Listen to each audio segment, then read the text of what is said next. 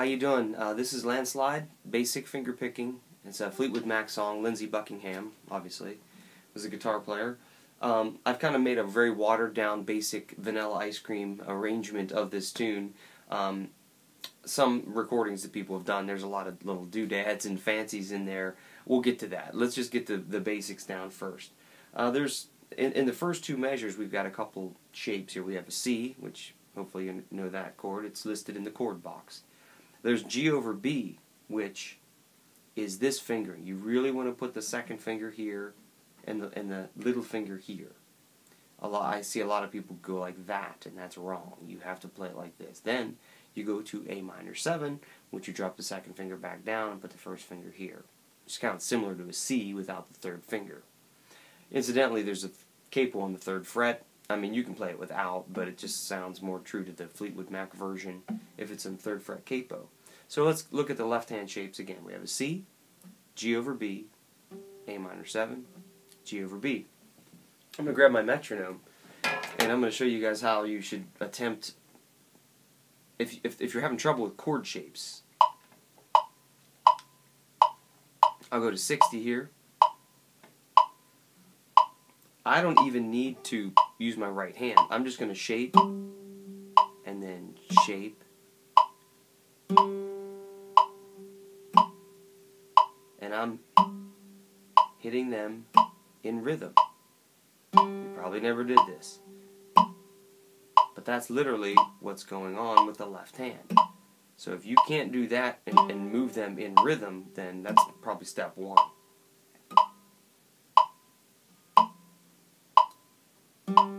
Okay, enough of that. Now, right hand pattern.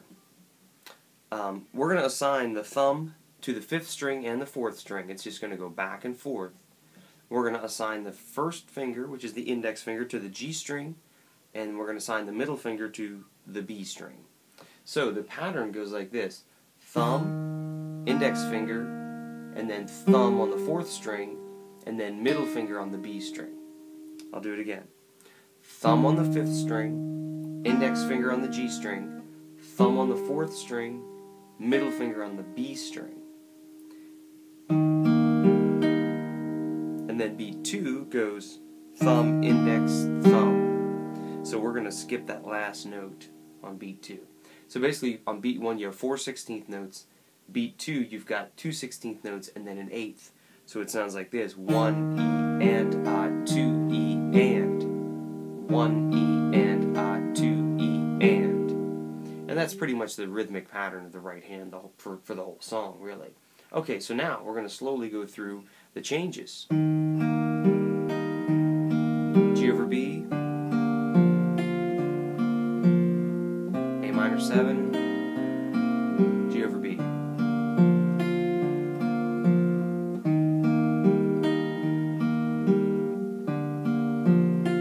That goes a long time because it's the intro and it's part of the verse where she sings. It's much faster, of course.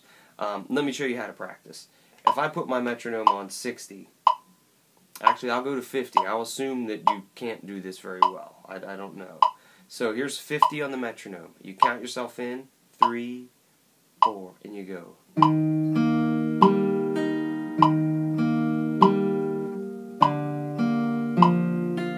Find a tempo that you can manage. Even if it sounds very slow, that's alright. The point is, can you focus and keep rhythm? Switching the left hand chord, keeping the right hand pattern going.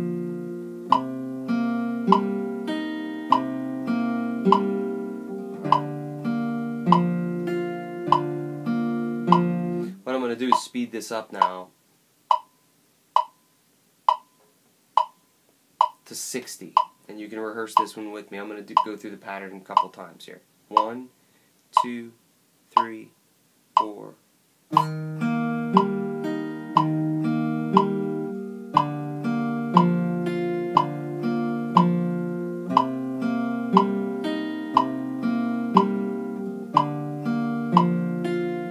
One more time.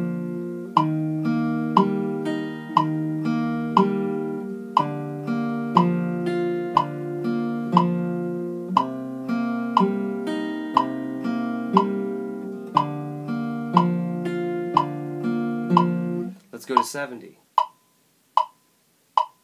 1, 2, ready, go.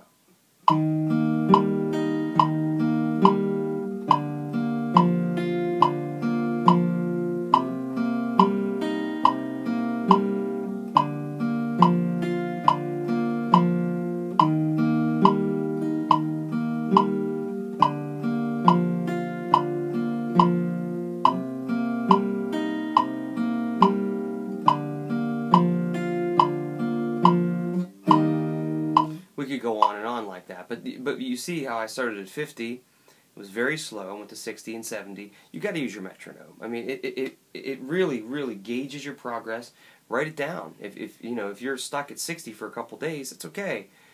Make it good at 60. Really achieve it at 60. Write it down. Keep notes, and then when you come back to it 2 days later or whenever you can practice again, go to 65. And say, okay, now today I really want to achieve 65, and then gradually get it up to the tempo. All right, let's go through the rest of the chord shapes now. That goes all the way through endings 1 and ending 2. Looks like we're going to come up here now. Let's look at measure 14. It's on page 2. It comes from A minor 7. Now, new chord. This is going to lead us into the chorus. This is called D/F sharp, or D over F sharp. What you want to do is grab it this way. The first finger on the 2nd fret of the low string. Now, 2nd finger on the 2nd fret of the 3rd string. Now, I use my little finger here. Some people use 3rd. I disagree. Little finger on the 3rd fret of the 2nd string. And the finger picking pattern is the same, but instead of hitting the 5th string, you've got to hit the 6th string. Everything else is the same up here. So it's going to go from the 6th string down to the 4th. You're going to skip over that 5th string. Index is still on the G string, middle finger is still on the B string.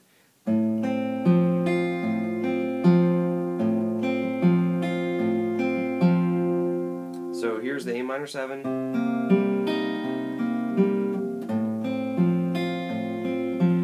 Now you'll notice I use what's called place it as you need it. I made that up, meaning this: A minor 7,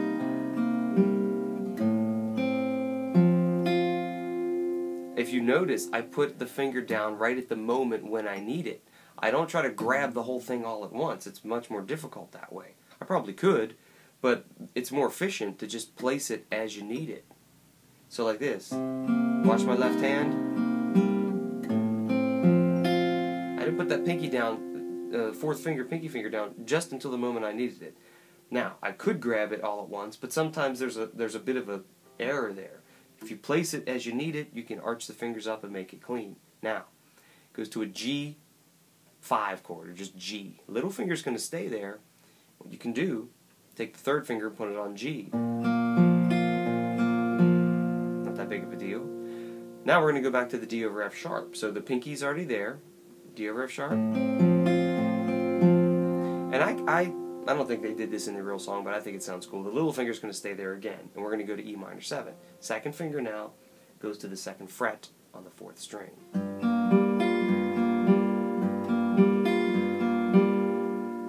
Now, because the 2nd finger's on the 4th string, 2nd fret, I'm going to leave it there, and I'm going to shape a C chord around that. It's efficient. G over B, A minor 7, back to the D over F sharp, G5, D over F sharp, E minor 7, to the C, G over B.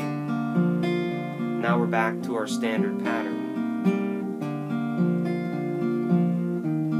So what I'm going to do is start at measure 14, and I'm going to go to 50 on the metronome, 55 let's say. And you're going to play along. This will be your rehearsal. Measure 14. 1, 2, ready, and...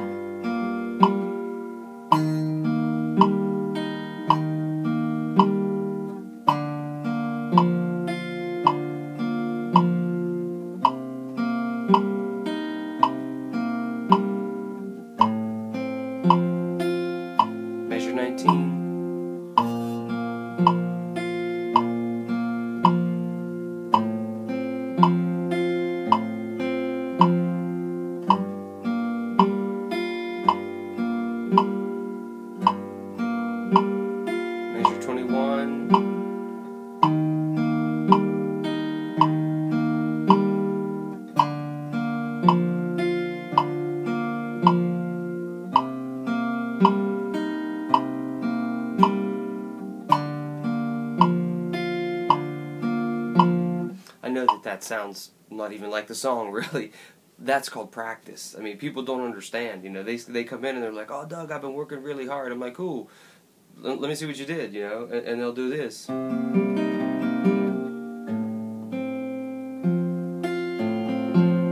then they'll try to get back into it a little bit. Then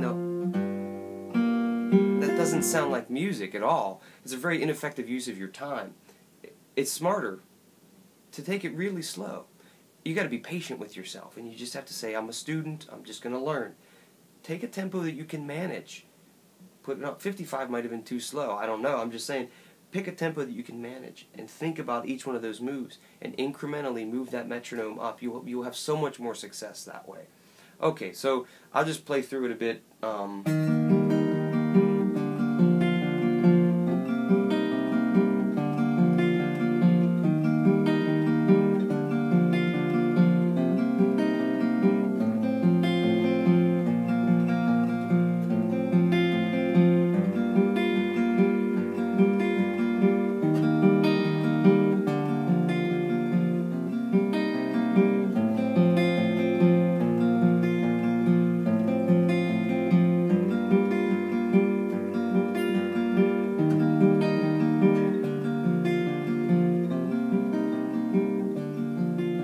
The only reason that I can do that is because I've practiced slowly so much, and I still do. I still practice slowly, especially something new that I don't know the fingering for yet or something like that. I work it out and give my mind and my fingers a chance to connect. Then I'll gradually speed it up for a performance that I have or something. So anyway, Landslide, lots of different little slow things, slow practice and fingerings and things to remember. And you've got the score. I sent it to you already. I hope you have it. I'll send it again if you don't. So good luck with that, and I'll see you again.